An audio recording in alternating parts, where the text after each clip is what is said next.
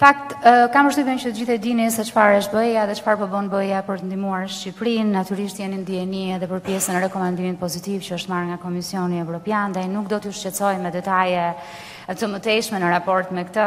Megjithatë, do doja t'ju thoja dhe një gjë do doja ta theksoja për ndihmën që apo gjithçka që ne po bëjmë si Bashkim Evropian këtu është të ndihmojmë që të arrihen standardet e BE-s sa i përket sigurisë njerëzore. Kur flas për sigurinë njerëzore, flas për sigurinë në rrugë, flas për sigurinë ushqimore, pra që të gjithë të jenë sigurt për atë që han, flasim për sigurinë e ujit të pishëm, flasim për sigurinë e mjedisit, flasim për parashikueshmërinë që ju të dini se çfarë ndodh me fëmijët tuaj kur shkojnë në shkollë, apo që ju dhe prindrit tuaj të dini se çfarë bëhet kur shkoni në spitale, apo çfarë shërbimesh merrni, apo edhe kur ju të moshoheni se çfarë pra shërbimesh do të merren. Ndaj ideja është që gjitha kjo të sjell një situatë e cila është shumë herë më e sigurt në ndërveprimin tuaj me institucionet. Many other countries have gone through the same process. They managed, they succeeded, and I have absolutely no doubt that Albania will succeed as well. Ka shumë vende të cilat e kanë kaluar këtë proces dhe ja kanë dalë me sukses, nuk kam asnjë dyshim që edhe Shqipëria do t'ja dalë me sukses. I don't like this phrase, we want to go to Europe, because you are in Europe. Albania is in the heart of Europe. What we want to do is to bring European standards into Albania and make it absolutely compatible with all the other member states of the European Union. Mua nuk më pëlqen kjo shpreha të shkojmë në Evropë. Shqipëria nuk ka nevojë të shkojë në Evropë, Shqipëria është në Evropë, është në zemër të Evropës. Ajo çfarë ne përpiqemi të bëjmë është që të arrijmë ato standarde evropiane, të cilat të jenë të përputhshme me të gjitha standardet e shteteve tjera të anëtare të Bashkimit Evropian. And in that context, I want to plead once again for everyone who is contemplating, please do not try to move to a member state of the European Union through an asylum-seeking process, because this is not for the countries like Albania. This is for people who really suffer terrible persecution in wars. This is for people who come from Syria, from Afghanistan. Albania, thanks God, is not in that situation. There are other ways to study in Europe, to work in Europe, but if you believe to anyone who is telling that you might get asylum, they're just wasting your time, your money, and this is something that in no way can benefit anyone.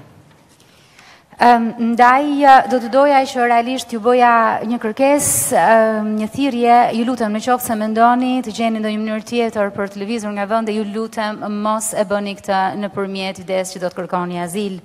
Azil kërkimi nuk është për Shqipërinë, azil kërkimi është vërtet për ata njerëz të cilët kanë vuajtur, kanë kaluar vuajtje të tmerrshme e përndjekje, siç janë ata që vinë nga Siria apo nga Afganistani. Pra, kjo nuk është mënyra, gjeni mënyra të tjera për të studiuar apo punuar në Bashkimin Evropian dhe mos u besoni atyre të cilët mund t'ju japin ide të tilla, sepse është humbje kohe, është humbje kostoje. And I'm really happy to be here, and especially in your town, discussing the community policing and how institutions of the state, together with you, can make everyone safer. Dhe jam shumë e lumtur që gjendem në qytetin tuaj për të diskutuar për policimin në komunitet dhe për mënyrën se si institucionet së bashku me ju mund ta bëjnë këtë qytet sa më të sigurt. And I think here the key thing is prevention. You know your community best, you know your town best, you know the people, you know your village best, and it's together with representatives of civil society, religious communities, and thank you for being here, municipal and state institutions, and the whole of community that you can make your well-being and your life much safer together. Dhe ndërkohë, ajo çfarë është kryesore, fjala kyçe këtu është parandalim. Jeni ju ata që e njihni qytetin tuaj më mirë, jeni ju ata që e njihni komunitetin tuaj më mirë, njerëzit tuaj më mirë, fshatrat tuaj më mirë. Dhe natyrisht së bashku me shoqërinë civile, komunitetet fetare që i falenderoj që gjenden këtu, e së bashku me institucionet të tjera, me bashkinë, jeni ju ata të cilët mund të bashkëpunoni për të siguruar një mirëqenie më të madhe dhe siguri të qytetit. Of course, police, prosecution, courts, state institutions have their very clear responsibilities, but I truly believe that we are all responsible for the protection, especially of the weakest among us. Natyrisht policia, prokuroria, gjykatat, institucionet shtetërore kanë përgjegjësitë e tyre të qarta, por do të thoja që të gjithë ne jemi të përgjegjshëm për të mbrojtur ata që janë më të dobët mes nesh.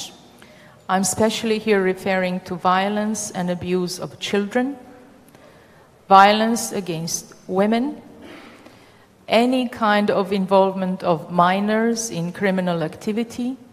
In the last week, there were few reports on children even 3 years old being abused.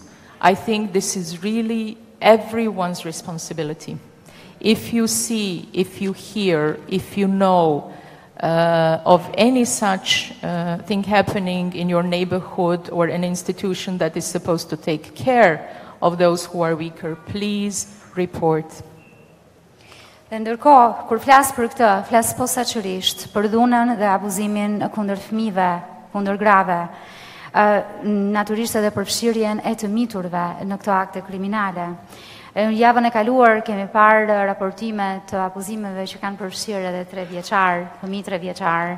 Ndaj është shumë e rëndësishme të gjithë kemi përgjegjësi, në qoftë se dëgjoni, në qoftë se shihni, në qoftë se merrni vesh që ka të tilla abuzime, së bashku me institucionet, në lagjet tuaja apo në vendet tuaja, ju lutem raportoni.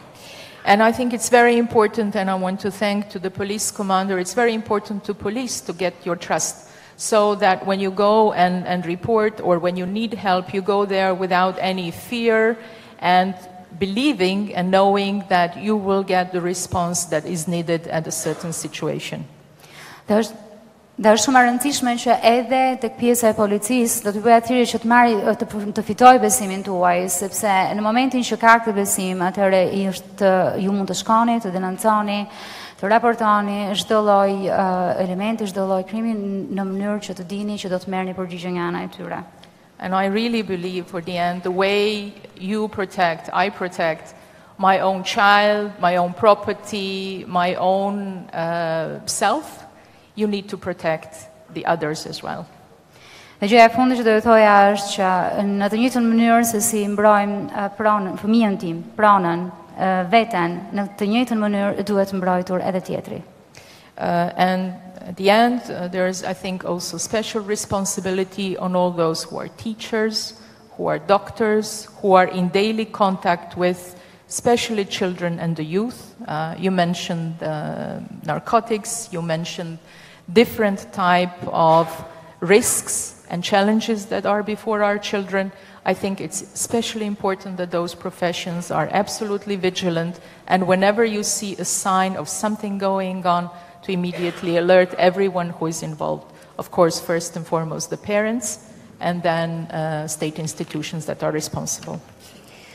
Dhe është shumë e rëndësishme natyrisht që të dimë se ka një përgjegjësi mjaft të posaçme për mësuesit, për mjekët, për të gjitha ata persona të cilat janë në kontakt sidomos me fëmijët, me të rinjt. U përmendëm këtu probleme të tilla si drogat, narkotikët. Është shumë e rëndësishme që të gjitha ata që punojnë e që kanë kontakte me fëmijët jenë vigjilent në momentin që dëgjojnë apo që kanë shenja të tilla dhe të raportojnë, natyrisht të njoftojnë prindrit, por gjithashtu edhe të jenë vigjilent në mënyrë që të raportojnë të gjitha ata që janë persona përgjegjës. There are millions other things I could talk about, but I will stop and be really looking forward to your questions, and we'll try to answer to them.